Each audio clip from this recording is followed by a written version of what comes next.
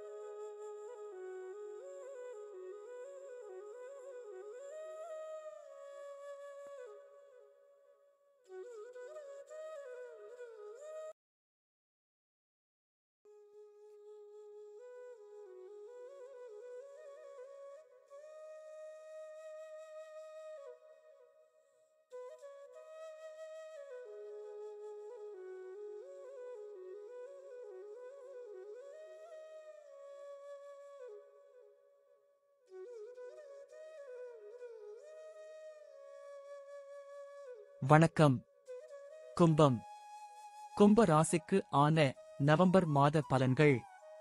கும்ப ராசிக்காரர்களுக்கு நவம்பர் 2025 பொதுவாக உங்களுக்கு கலவையான பலன்களை தரக்கூடும். முடிவுகள் சராசரியாக இருக்கலாம் அல்லது சராசரிக்கு சற்று குறைவாக இருக்கலாம். நவம்பர் 16 வரை உங்கள் அதிர்ஷ்ட வீட்டில் சூரிய கிரகத்தின் பெயர்ச்சி தாழ்ந்த நிலையில் இருக்கும். அத்தகைய சூழ்நிலையில் இந்த காலகட்டத்தில் சூரியனிடமிருந்து அனுகூலத்தை எதிர்பார்க்கக்கூடாது. நவம்பர் 16க்கு பிறகு சூரியன் உங்கள் கர்மஸ்தானத்தில் செவ்வாய் அதாவது விருச்சிக ராசியில் இருக்கிறார். இது உங்களுக்கு நல்ல பலனை தரும். அதாவது மாதத்தின் முற்பாதியில் சூரியன் வலுவிழந்தால் மட்டுமே மாதத்தின் பிற்பாதியில் சூரியன் நல்ல பலனை தர முடியும். செவ்வாய் பெயர்ச்சி மாதம் முழுவதும் உங்கள் ராசியில் 10ஆம் வீட்டில் இருக்கும். அதாவது செவ்வாயில் இருந்தும் சராசரி நிலை முடிவுகளை எதிர்பார்க்கலாம். சில சந்தர்ப்பங்களில் செவ்வாய் சராசரியை விட சற்று சிறந்த பலன்களை தரக்கூடும். நவம்பர் 23 வரை புதனின் பெயர்ச்சி உங்கள் 10ஆம் வீட்டில் இருக்கும். இது உங்களுக்கு சாதகமான பலன்களை தரும். நவம்பர் 23க்கு பிறகு புதன் கிரகமும் அனுகூலத்தை வழங்க முடியாது. குரு பெயர்ச்சி 6வது வீட்டில் உள்ளது. இது ஒரு நல்ல நிலை அல்ல, ஆனால் லாபம் மற்றும் செல்வத்தின் அதிபதியானவர் சில சமயங்களில் நன்மை பயக்கும். எனவே வியாழனிடமிருந்து சராசரி அல்லது கலவையான முடிவுகளை எதிர்பார்க்கலாம். சுக்கிரனின் பெயர்ச்சி நவம்பர் 2 வரை 8வது வீட்டிலும், நவம்பர் 2 முதல் நவம்பர் 26 வரை அதிர்ஷ்ட வீட்டிலும் இருக்கும். அதன் பிறகு அது உங்கள் கர்மஸ்தானத்திற்கு மாறுகிறது. அத்தகைய சூழ்நிலையில் மாதத்தின் பெரும்பகுதிக்கு சுக்கிரன் உங்களுக்கு சாதகமான பலன்களை தர விரும்புவார். சனி வக்ர நிலையில் இருக்கும். எனவே எளிதில் பொருந்தக்கூடிய தன்மையை ஒருவர் எதிர்பார்க்கக்கூடாது. ராகு கேதுவின் பெயர்ச்சியால் அனுகூலமான பலன்கள் கிடைக்கும் என்ற நம்பிக்கை இல்லை. எனவே இந்த மாதம் உங்களுக்கு கலவையான பலன்களை தரும் என்று சொல்லலாம். முடிவுகள் சராசரி மட்டத்தில் இருக்கும் அல்லது சில சமயங்களில் சராசரிக்கும் சற்று குறைவாக இருக்கலாம். ஒப்பிடுகையில் மாதத்தின் 2ஆம் பாதி ஒப்பீட்டளவில் சிறந்த பலனை தரும் என்று கூறப்படுகிறது. நன்றி. வாழ்க வளமுடன்.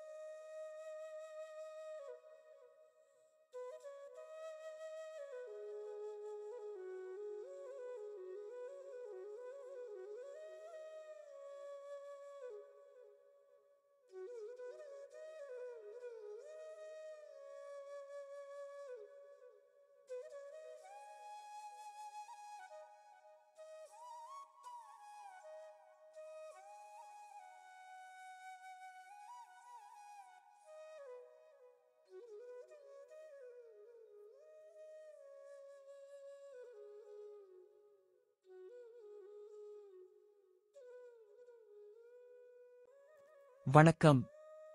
மீனம். மீன ராசிக்கு ஆன நவம்பர் மாத பலன்கள். மீன ராசிக்காரர்களே, நவம்பர் 2025 பொதுவாக சராசரியான முடிவுகளையோ அல்லது சராசரியை விட சற்று மேம்பட்டதாகவோ இருக்கலாம். நவம்பர் 16 வரை சூரியனின் பெயர்ச்சி உங்கள் 8வது வீட்டில் இருக்கும். இது ஒரு சாதகமான சூழ்நிலை அல்ல. நவம்பர் 16க்கு பிறகு சூரியன் உங்கள் அதிர்ஷ்ட வீட்டில் இருக்கும். இங்கிருந்து சூரியன் உங்களுக்கு சராசரி நிலை முடிவுகளை தர முடியும். செவ்வாய் கிரகத்தின் பெயர்ச்சி மாதம் முழுவதும் உங்கள் அதிர்ஷ்ட வீட்டில் இருக்கும். அதிர்ஷ்ட வீட்டில் செவ்வாய் பெயர்ச்சி நல்லதாக கருதப்படாவிட்டாலும், உங்கள் சொந்த ராசியில் இருப்பதாலும் குரு பார்வையில் இருப்பதாலும் செவ்வாய் கிரகத்தில் இருந்து கலவையான அல்லது சராசரியான பலன்களை எதிர்பார்க்கலாம். புதனின் பெயர்ச்சி நவம்பர் 23 வரை உங்கள் அதிர்ஷ்ட வீட்டில் இருக்கும். இது ஒரு சாதகமான சூழ்நிலையாக கருதப்படாது. நவம்பர் 23க்கு பிறகு புதன் உங்கள் 8வது வீட்டிற்கு செல்கிறார். இது ஒப்பீட்டளவில் சிறந்த நிலையாக கருதப்படும். குருவின் பெயர்ச்சி இந்த மாதம் உங்களுக்கு சாதகமான பலன்களை தரும். ஆகஸ்ட்.